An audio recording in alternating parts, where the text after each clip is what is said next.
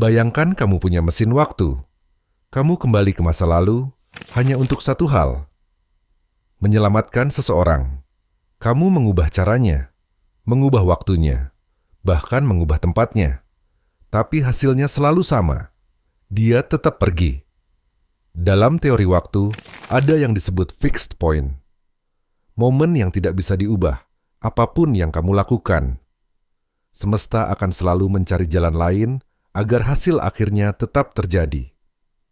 Mungkin bukan karena kamu gagal, tapi karena takdir bukan tentang bagaimana sesuatu terjadi, melainkan tentang apa yang memang harus terjadi.